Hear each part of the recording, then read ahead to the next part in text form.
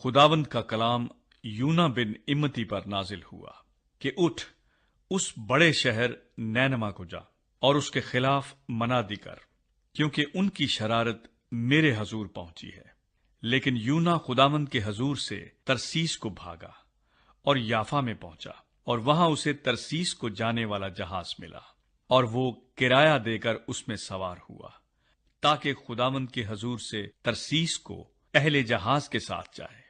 लेकिन खुदावंद ने समुद्र पर बड़ी आंधी भेजी, और समुद्र में सख्त तूफान बरपा हुआ, और अंदेशा था कि जहाज तबाह हो जाए। तब मल्लाह हरासा हुए, और हर एक ने अपने देवता को पुकारा, और वो अजनास जो जहाज में थीं समुद्र में डाल दी, ताकि उसे हल्का करें। लेकिन यूना जहाज के अंदर पड़ा सो रहा था। तब नाखुदा उसके पास जाकर कहने लगा, तू क्यों पड़ा सो रहा है? उठ, अपने माबूद को पुकार, शायद वो हमको याद करे और हम हलाक ना हों। और उन्होंने आपस में कहा, आओ हम कुरा डालकर देखें कि ये आफत हम पर किसके सबब से आई। चुनाचे उन्होंने कुरा डाला और यूना का नाम निकला। तब उन्होंने उससे कहा, तू हमको बता कि ये आफत हम पर किसके सबब से आई है। तेरा क्या पेशा है और तू कहां से आया है? तेरा वतन कहां है और तू किस कौम का है? उसने उनसे कहा, मैं इब्रानी हूं और खुदावंद आसमान के खुदा बहरो बर के खालिक से डरता हूं। तब वो खौफसदा होकर उससे कहने लगे, तूने ये क्या किया? क्योंकि उनको मालूम था कि वो खुदावंद के हजूर से भागा है, इसलिए कि उसने खुद उनसे कहा था। तब उन्होंने उससे पूछा कि हम तुझसे क्या करें कि समुंदर हमारे लिए साकिन हो जाए, क्योंकि समुंदर ज्यादा तूफानी होता जाता था। तब उसने उनसे कहा, मुझको उठाकर समुंदर में फेंक दो तो तुम्हारे लिए समुंदर साकिन हो जाएगा, क्योंकि मैं जानता हूं कि ये बड़ा तूफान तुम पर मेरे ही सबब से आया है। तो भी मुल्लाहों ने डांड चलाने में बड़ी मेहनत की कि किनारे पर पहुंचे, लेकिन न पहुंच सके, क्योंकि समुंदर उनके खिलाफ और भी ज्यादा मौजजन होता जाता था। तब उन्होंने खुदावंद के हजूर गिड़गिड़ाकर कहा, ऐ खुदावंद, हम तेरी मिन्नत करते हैं कि हम इस आदमी की जान के सबब से हलाक ना हों, और तू खून नाहक को हमारी गर्दन पर न डाले, क्योंकि ऐ खुदावंद, तूने जो चाहा सो किया। और उन्होंने यूना को उठाकर समुंदर में फेंक दिया, और समुंदर का तलातुम मौकूफ हो गया। तब वो खुदावंद से बहुत डर गए, और उन्होंने उसके हुजूर कुर्बानी गुजरानी और नजरें मानी।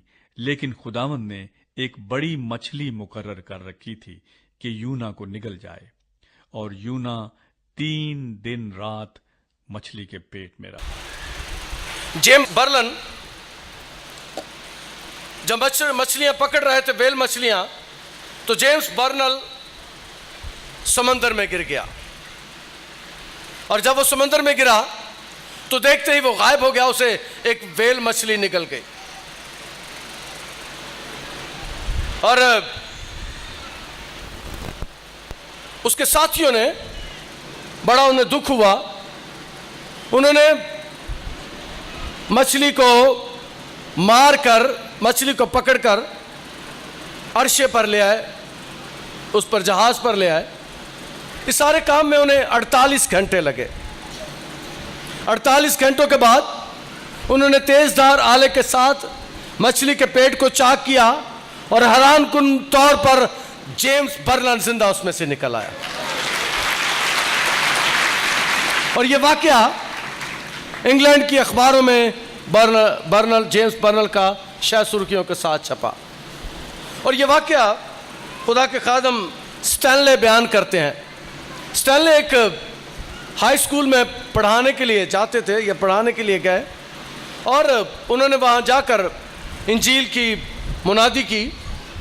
तो उसने कहा कि ये बाइबल मुकद्दस जो मेरे हाथ में है, ये सच्चाई पर मबनी है, इसमें जो लिखा है वो सच्चा है, इसमें कुछ भी कहानी और झूठ नहीं है, ये सच्चाई पर मबनी है।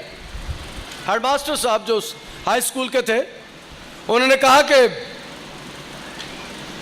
जरा पूछ के बताना कि ये यूना की कहानी सच्ची है?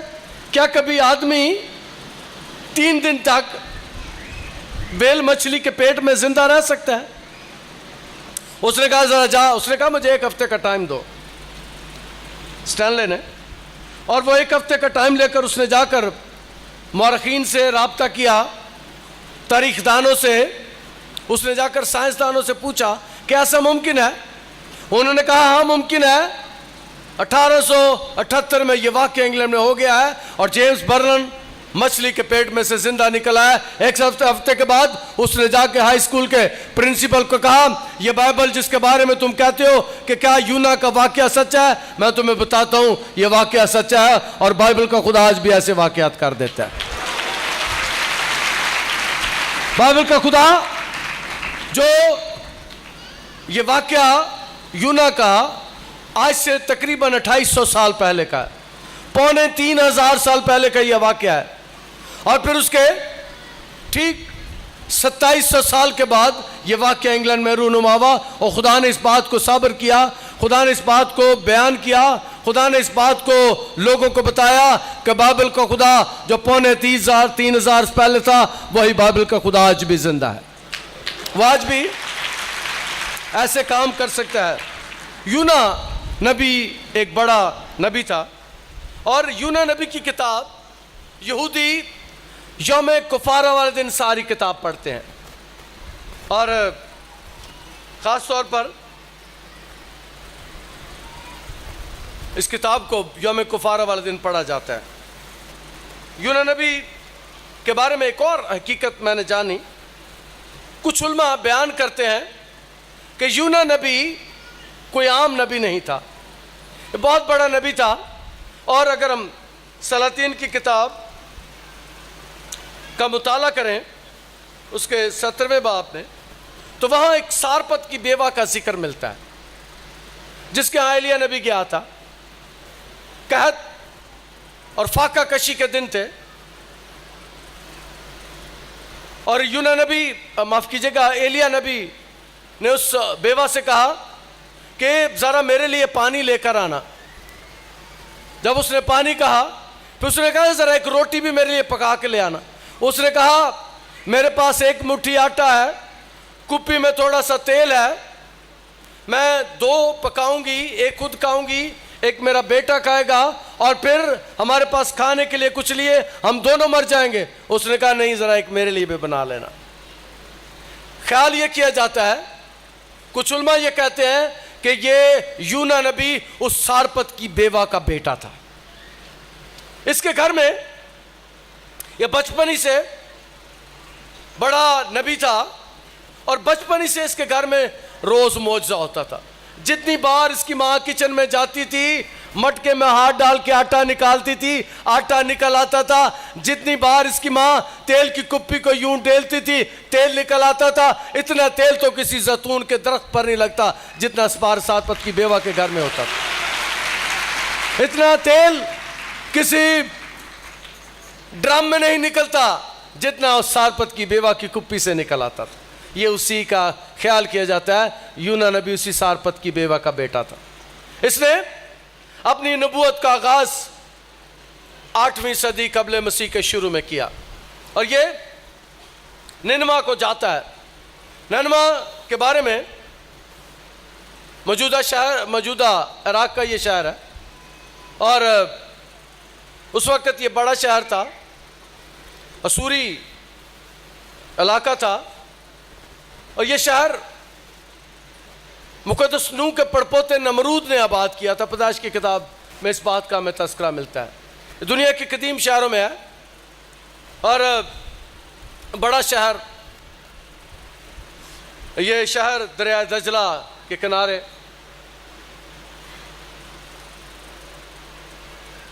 इस शहर में खुदा ने अपने बंदे को मुनादी करने के लिए भेजा और जब खुदा यूना के साथ मुखातिब हुआ, उन दिनों ईद क़याम के दिन थे।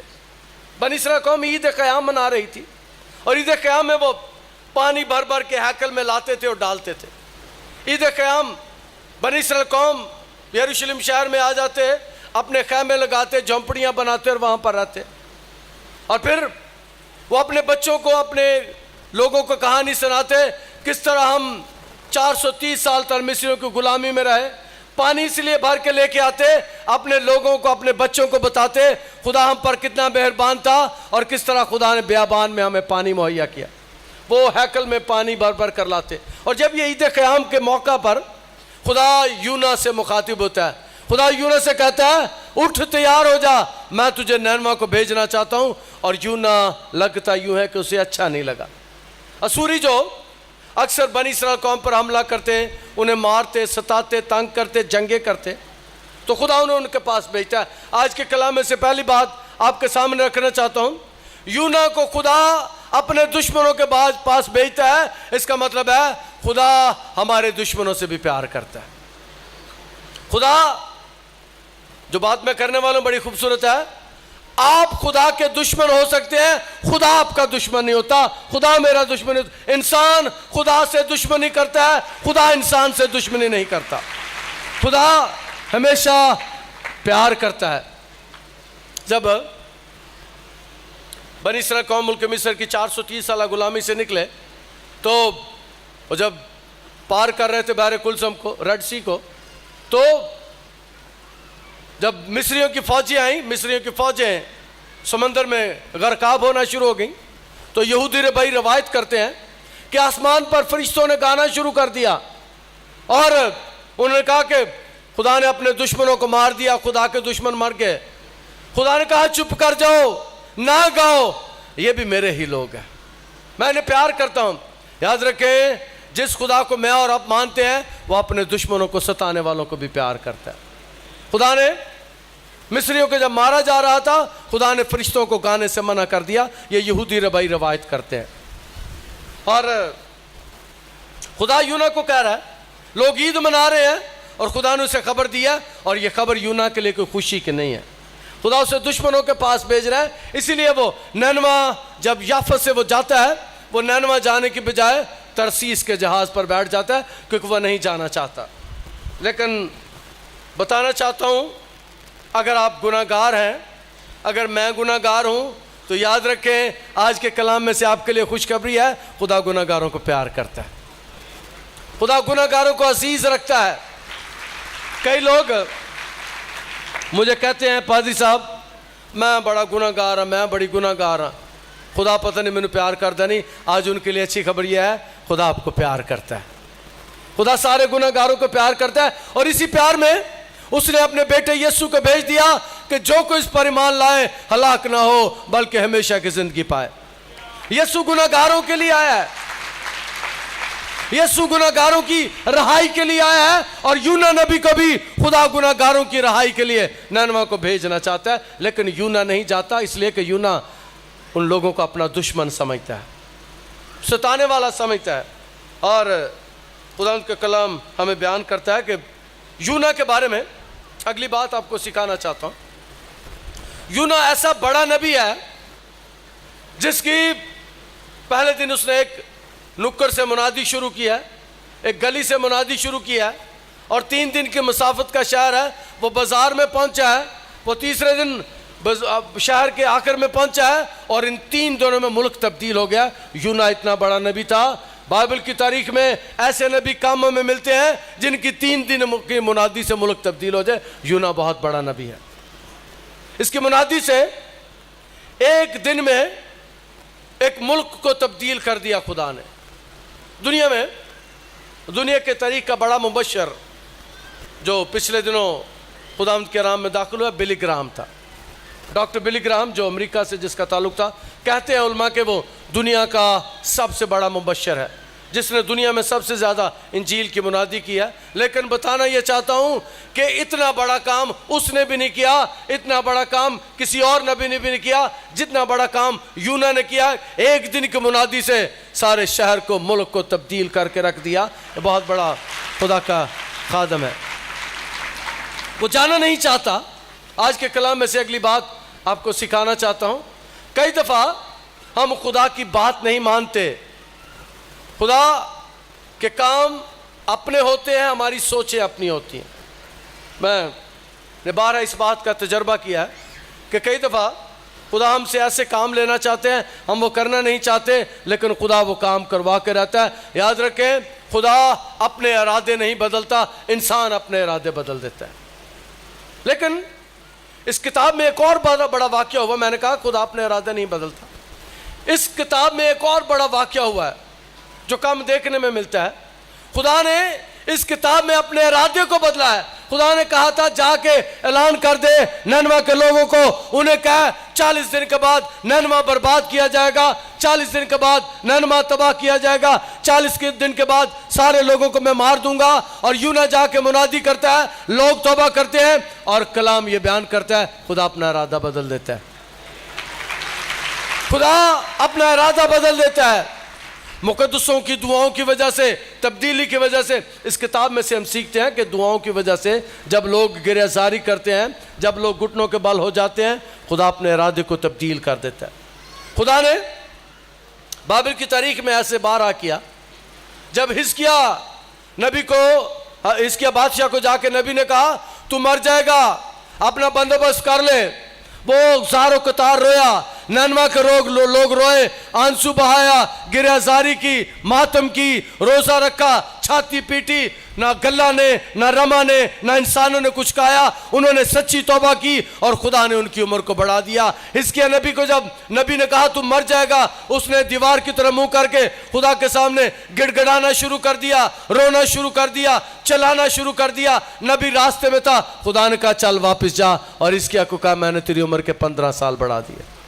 खुदा दुआओं के वसीले से, सच्ची और हकीकी तौबा के वसीले से अपने इरादे बदल देता है।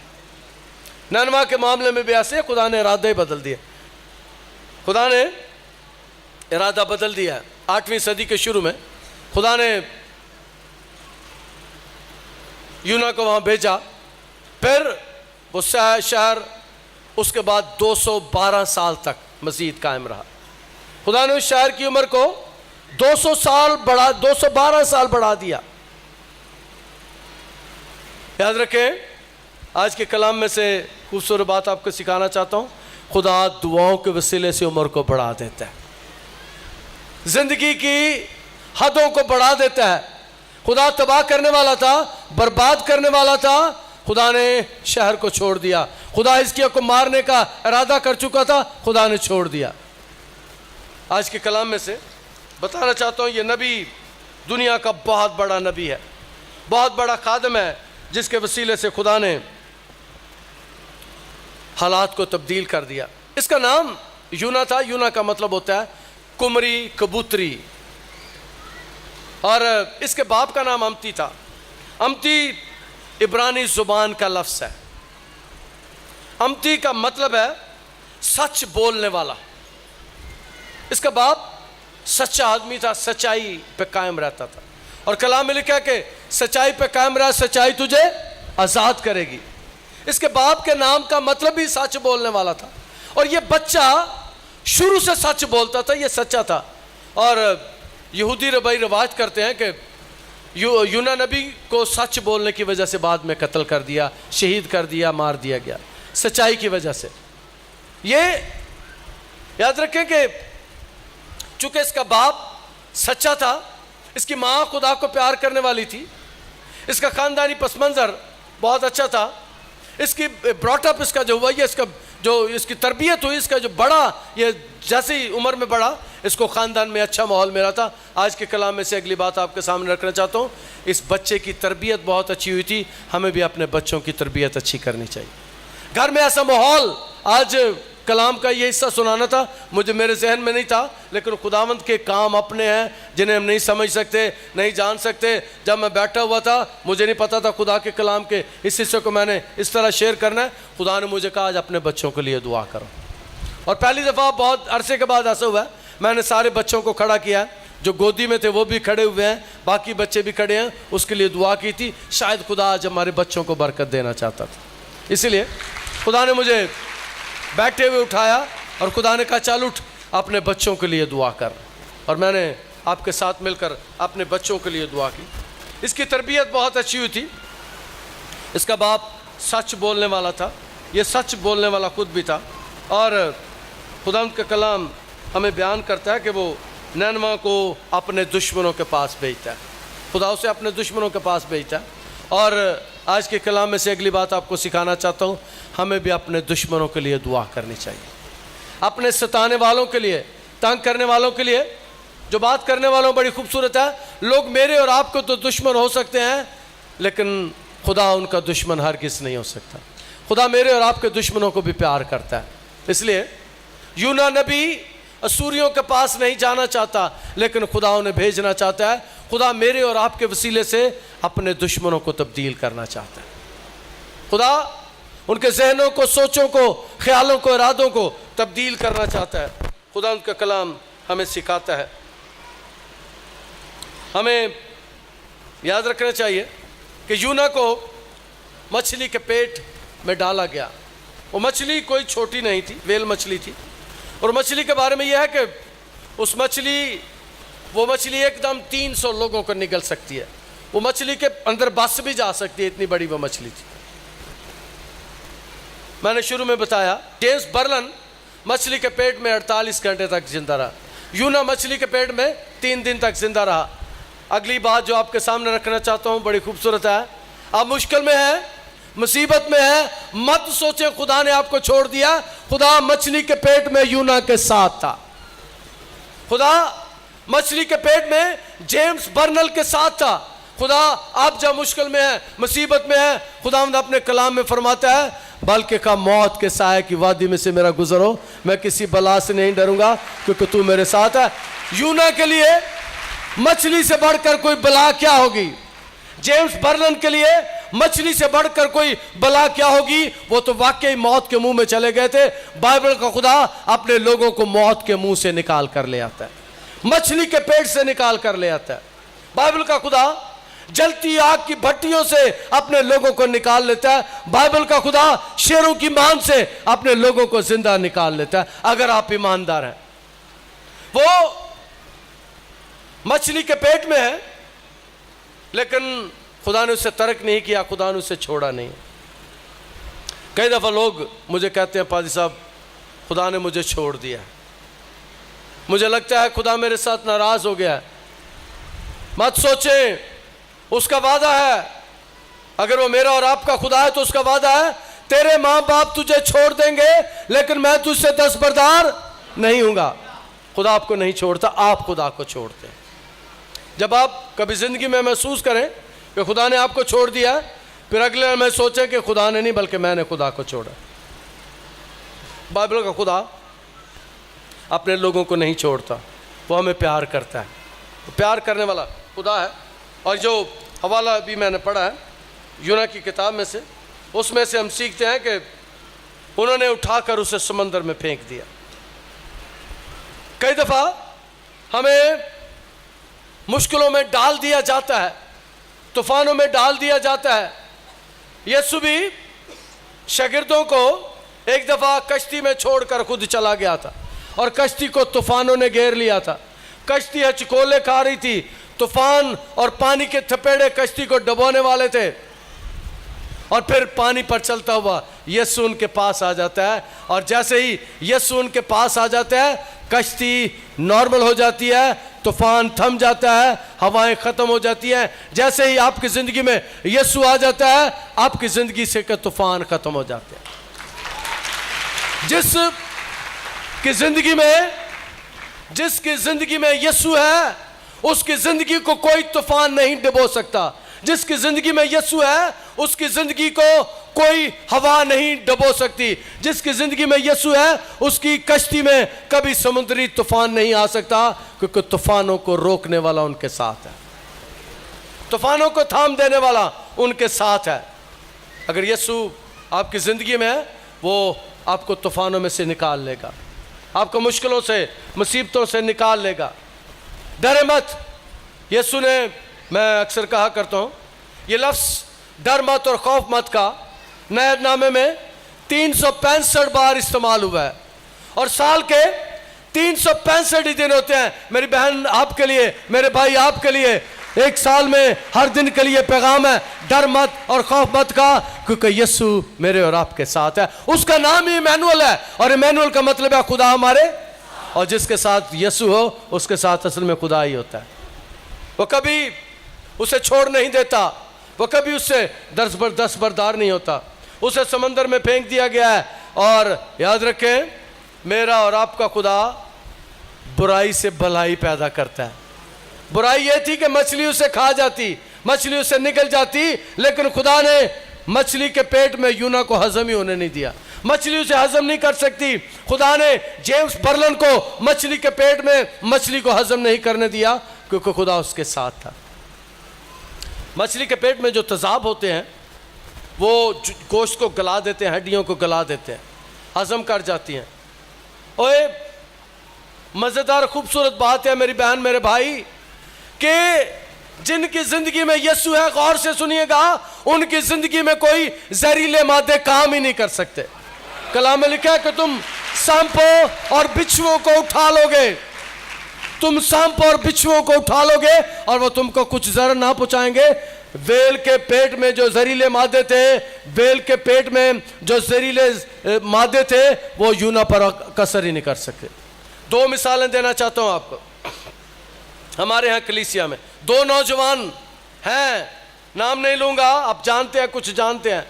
दो ऐसे अशखास हैं मेरी खिदमत में इस चर्च में, जिन्होंने गंदम में रखने वाली जहरीली गोलियां खा ली, और मुझे बताया गया डॉक्टर्स ने और 112 वालों ने कि आज तक कोई ये गोलियां खाकर नहीं बचा। किसी ने अगर जुबान पर टेस्ट भी कर लिया वो मर जाता है। लेकिन याद रखें, जैसे ही हमने उन दोनों के लिए दुआ की, आज वो जिंदा और सलामत है। एक तो गोलियां खा के नौजवान इस चर्च में आ गया। शाम को मैं यहीं बैठा हुआ था, मुझे बताया गया कि इसने 2 गोलियां खा ली हैं। और जो 1122 वाले आए, उन्होंने कहा पादी साहब ये गोलियां खा के आज तक कोई बचा नहीं है। मैंने कहा नहीं, ये बच जाएगा। मैं उसे बाहर से उठाकर अंदर ले आया, उसके लिए यहाँ पर हमने दुआ करना शुरू की, और आधे घंटे के बाद वो बिल्कुल नॉर्मल हो गया। सारे जहरीले मादे उसमें से निकल गए। और इसी तरह एक और बच्चा भी था जिसके लिए मैंने सिर्फ टेलीफोन पर दुआ की और उसके जिस्म से जहरीले मादे खत्म हो गए। और हॉस्पिटल से, हॉलाइड हॉस्पिटल में डॉक्टर ने कहा कि ऐसा होता नहीं है, हमारी मेडिकल प्रैक्टिस में ये पहला शख्स है जो बच गया है। यूना मछली के पेट में बच सकता है, और खुदा के लोग किसी भी मुसीबत में बच सकते हैं। खुदा उन्हें बचा सकता है, खुदा उनकी हिफाजत करता है, खुदा उनकी निगहबानी करता है। और यहाँ पर यह है, उन्होंने उठाकर उसे समंदर में फेंक दिया है, और अब फेंकने वाले डरते हैं। यूना तो डरा है या नहीं डरा, लेकिन फेंकने वाले भी डर रहे हैं। याद रखें, खुदा मेरे और आपके डर खौफ को भी दूर करना चाहता है। ईमान रखें, मजबूत ईमान रखें। बाइबल का खुदा आपके लिए कोई भी मौजज़ा कर सकता है। मैंने अपनी जिंदगी में यूना की तरह बारहा खुदा को बड़ी करीब से देखा है, खुदा को बड़ी नजदीकी से देखा है। मैंने देखा है कि मेरा खुदा कितना बड़ा है। मुसीबतें बहुत बड़ी हैं, दुख बड़े हैं, बीमारियां बड़ी हैं, लेकिन मेरा खुदा दुखों से भी बड़ा है, मुसीबतों से भी बड़ा है, और बीमारियों से भी बड़ा है। कोई बीमारी, कोई मुसीबत, कोई दुख मेरे खुदा के सामने नहीं ठहर सकता। आपका ईमान बड़ा मजबूत होना चाहिए। कलाम में लिखा है कि ईमान लाने वालों के दरमियान मौजज़ात होंगे। आज सुबह भी एक बच्चा यहाँ आया हुआ था, उसका बाप लेके आया था, पादरी साहब 8-10 साल का बच्चा रहा होगा, उसको ब्लड कैंसर था, उसको ब्लड कैंसर था, और डॉक्टर्स ने जवाब दे दिया, लाइड हॉस्पिटल में बच्चा था। उसका बाप बड़ा दिलेर था, उस बच्चे को यहाँ ले आया, और आज वो अपने साथ लिफाफे भर के रिपोर्टें भी लेकर आया। उसने कहा डॉक्टर साहब, पादरी साहब, डॉक्टर हैरान है, अस्पताल में हैरान है कि ये कैसे हो गया। जिसको हमने लाइलाज कर दिया था, जिसको हमने कह दिया था कि अब नहीं बच सकता, वो अच्छा भला चलता फिरता है। बाइबल को खुदा ने उसे शिफा दे दी। जब नाउमीदी होती है, जब नाउमीदी हो जाती है, मेरा और आपका और बाइबल का खुदा नाउमीदी में उम्मीद पैदा कर देता है। फेंकने वाले नाउमीद हो गए हैं, वो सोचते हैं कि बस अब इसका काम खत्म हो गया है। लेकिन याद रखें, जब तक खुदा का मकसद मेरी और आपकी जिंदगी में है, हमें कोई नहीं मार सकता, कोई नहीं मार सकता। मारने वालों ने यीशु को मारने की कोशिश की, लेकिन याद रखें, मेरा और आपका यीशु तीसरे दिन मुर्दों में से जी उठा। और फातन तौर पर आसमान पर चला गया। मारने वालों ने उसे मारने की कोशिश की, लेकिन यीशु ने पहले ही कह दिया था, मुझे अपनी जान लेने का और जान दे देने का इख्तियार है। जिस खुदा को मैं और आप मानते हैं, उसे जान देने का और जान लेने का इख्तियार है। यहां पर भी हम देखते हैं यूना नबी, जो दुनिया का बड़ा नबी है। आमतौर पर लोग इस बात को नहीं जानते, लेकिन मैंने पिछले 2-4 दिन से जब इसके बारे में मुताला किया तो उलमा कहते हैं ये बहुत बड़ा नबी है, इस जैसा नबी कम आया है, जिसने 3 दिन में मुल्क को तब्दील करके रख दिया। ये इतना बड़ा नबी है और इसका काम, इसका मौजज़ा भी बहुत बड़ा है। खुदा का कलाम बयान करता है, उसे उठाने वाले, फेंकने वाले परेशान हैं, समुद्र मौजज़न है। और याद रखें, अगली बात बड़ी खूबसूरत है। जैसे ही, बड़ा मज़ेदार ख्याल है, बड़ा खूबसूरत ख्याल है, जैसे ही यूना को, याद रखें कि यूना के साथ खुदा है, यूना को खुदा ने अभी तक नहीं छोड़ा। यूना नाफरमान हो गया है, लेकिन खुदा ने उसे नहीं छोड़ा। उन्होंने उठाकर यूना को समंदर में पानी में फेंका है। जैसे ही यूना का बदन पानी के साथ जाकर लगा, समुंदर साकन हो गया, समुंदर खामोश हो गया, समुंदर का तलातम खत्म हो गया। उसकी वजह यह थी कि यूना के अंदर खुदा था। जैसे ही खुदा जो यूना के अंदर था वो पानी के साथ जाकर टच होता है, पानी और समंदर साकत हो जाए, तूफान थम जाता है। तूफान यूना ने नहीं थमाया था, तूफान यूना के अंदर जो खुदा था उसने थमाया था। जैसे ही यूना का बदन पानी के साथ जाकर लगता है, पानी साकत हो जाता है, पानी खामोश हो जाता है। और खुदा का कलाम हमें इस बात को सिखाता है। और मौजज़न था पानी, और तब उन्होंने खुदा के हज़ूर गिरा कहा, ऐ खुदा हम तेरी मिन्नत करते हैं, हम इस आदमी के जान के सबब से हलाक ना हो, और तू खून नाहक को हमारी गर्दन पर ना डाले। उन्होंने यूना को उठाकर समंदर में फेंक दिया और समंदर का तलातम मौकूफ़ हो गया, इसलिए कि यूना के अंदर खुदा मौजूद था। आज के कलाम में से अगली बात आपको सिखाना चाहता हूँ। अगर आपके अंदर खुदा है, गौर से सुनिए, कलाम में लिखा है कि खुदा का रूह तुम में बसा हुआ है और तुम खुदा की हैकलें हो। आप सब के अंदर खुदा का रूह बसा हुआ है और आप खुदा की हैकलें हैं। अगर आप के अंदर खुदा का रूह है, आप तूफानों के अंदर जाएंगे, तूफान रास्ता छोड़ देंगे, तूफान थम जाएंगे। यहां पर बारहा मैंने अपनी जिंदगी में तजर्बा किया आपके साथ मिलकर। चूंकि खुदा का रूह मेरे और आपके अंदर है, हम दुआ करते हैं, बारिश आ जा और छम छम शुरू हो जाता है। हम दुआ करते हैं, बारिश थम जा, और बारिश थम जाती है। वो मैं नहीं करता, वो आप नहीं करते, वो खुदा का रूह जो मेरे और आपके अंदर है वो करता है। वो खुदा का रूह जो मेरे और आपके अंदर है वो करता है। और खुदा का कलाम हमें सिखाता है, जैसे ही यूना का बदन पानी के साथ जाकर टच हुआ, कलाम में लिखा है समंदर का तलातम मौकूफ़ हो गया। तब वो खुदावंद से डर गए और उन्होंने उसके हजूर कुर्बानी और नजरें गुजरानी। याद रखें कि यूना की किताब में अगली बात लिखी है, कश्ती वालों के ख्यालात लिखे हुए हैं, गैर कौमों के लोग जो उनके ख्यालात लिखे हुए हैं। ख्यालात उनके क्या है? सारे डर गए, सारे घबरा गए, सारे परेशान हो गए। उन्होंने कुर्बानियां करना शुरू कर दी, उन्होंने नजरें गुजराना शुरू कर दी और वह इसराइल के खुदा पर ईमान ले आए। कश्ती में जिन्होंने सब कुछ देखा था, उनकी जिंदगियां तब्दील हो गई, उनके हालात तब्दील हो गए। जब मौजज़ात होते हैं, जब अजीब काम होते हैं, जब खुदा ऐसे हालात में से हमें गुजारता है, तो लोगों के ईमान बढ़ जाते हैं, लोग यीशु पर ईमान ले आते हैं, खुदा पर ईमान ले आते हैं जब मौजज़ात होते हैं। यहां पर भी ऐसा हुआ है कि जो तब्दीली, गौर से सुनिए, जो तब्दीली नैनमा में आनी थी, वो तब्दीली का पेशकमा कश्ती में शुरू हो गया है।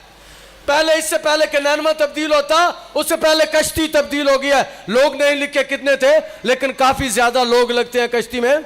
यूना की मुनादी से पहले ही, यूना के समुद्र के अंदर जाने के साथ ही तब्दीली का काम शुरू हो गया। खुदा अपने लोगों को जिंदा भी इस्तेमाल करता है, खुदा अपने लोगों की मौजूदगी में बड़े बड़े काम करता है। खुदा अपने लोगों की मौत के वसीले से भी, उनके लिए तो यूना मर गया है। जितने लोग कश्ती में थे उन्होंने यूना को समंदर में फेंक दिया है। उनके ख्याल में समंदर में यूना मर गया है, लेकिन याद रखें खुदा ने बेशक वो नहीं मरा था, लेकिन उनको दिखाकर उनको तब्दील कर दिया। ये रिवाइवल जो नैनवा में आना था, वो रिवाइवल कश्ती में से शुरू हो गया, जहां वो चला था, जहां वो रहा था। अगली बात इससे भी खूबसूरत है, वो कश्ती में नीचे पड़ा हुआ है, किसी के साथ बात नहीं करता, लेकिन खुदा के उसके अंदर है, खुदावंद का रूह उसके अंदर है, इसलिए कश्ती में उसकी मौजूदगी की वजह से तब्दीली आना शुरू हो गई। जहां मैं और आप हों, जहां खुदा के लोग हों, वहां अगर तब्दीली नहीं आती तो इसका मतलब है खुदा का रूह आपके अंदर नहीं है। आज सोचने की ज़रूरत है, गौर करने की ज़रूरत है कि क्या खुदा का रूह मेरे अंदर है। अगर खुदा का रूह आपके अंदर है तो खुदा का रूह तब्दील कर सकता है। जिस तरह कश्ती में तब्दीली आ गई है, जिस तरह नैनवा शहर तब्दील हो गया है, इसी तरह खुदा मेरे और आपके वसीले से दुनिया को तब्दील कर सकता है। खुदावंद आज के कलाम के वसीले से हमें बरकत दे, हम दुआ करें। खुदावंद तेरा शुक्र तेरे कलाम के लिए, मेहनत करते हैं आज के कलाम के वसीले से हम बरकत पाएँ, यीशु के अलकादर नाम के वसीले से, आमीन।